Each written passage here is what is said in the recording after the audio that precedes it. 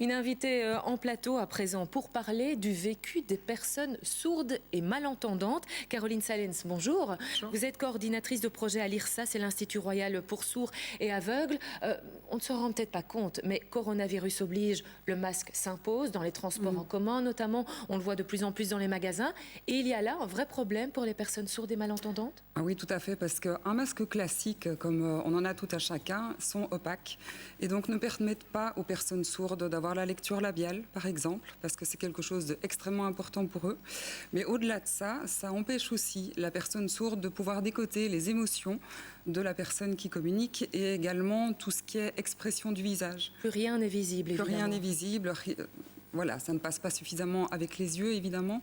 Et donc, on est toujours à la recherche de solutions pour pouvoir contrer ce problème-là. Parce que là, il y a un vrai problème de communication pour des personnes qui, déjà, par ce handicap, qu'il soit léger ou important, sont isolées. Oui, tout à fait, parce que voilà, la plupart des personnes sourdes communiquent avec la langue des signes, évidemment. Et donc, tout le monde n'a pas la langue des signes. Il y a à peu près seulement 25 000 personnes qui ont la langue des signes en Belgique. Donc voilà, vous imaginez bien que la communication est assez faible, du coup, pour elles.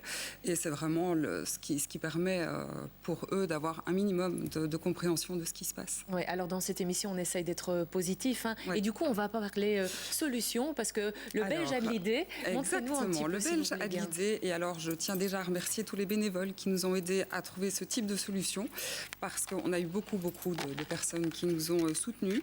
Donc, une première solution qu'on a trouvée, c'est ce masque-ci, qui a déjà été vu régulièrement. Hein. Il est assez connu. Il permet justement toute l'expression du visage. Il permet à la personne de vraiment tout voir.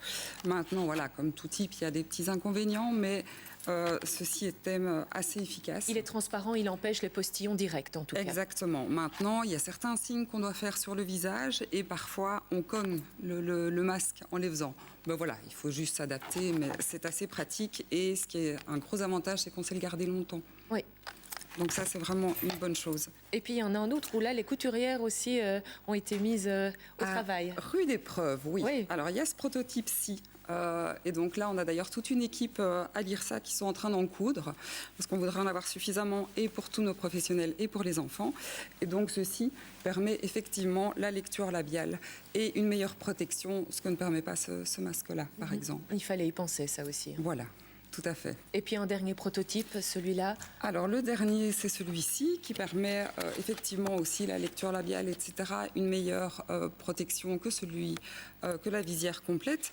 Maintenant, voilà, il y a des petits soucis de buée, mais on essaye d'y contrer par plein de techniques, parfois des remèdes de grand-mère, qui sont assez efficaces. Donc, on parle ici des personnes sourdes et malentendantes, mais vous l'avez dit, l'expression, les expressions de visage, même lorsque l'on entend bien, elles sont importantes. Ça veut dire que ce petit prototype, le mauve notamment, le violet, pourrait peut-être convenir à tout le monde. C'est une solution aussi. Ça serait une solution idéale, effectivement. Si tout le monde pouvait avoir ça, au moins les personnes, par exemple une personne sourde qui doit aller en urgence à l'hôpital, pourrait alors avoir accès aussi à la communication avec les médecins, par exemple, si les médecins avaient ce type de masque. Et ça, c'est très important. Mais voilà, appel peut-être aussi aux bénévoles et aux autres couturières. Merci en tout cas, Caroline Salens, d'être venue sur ce plateau.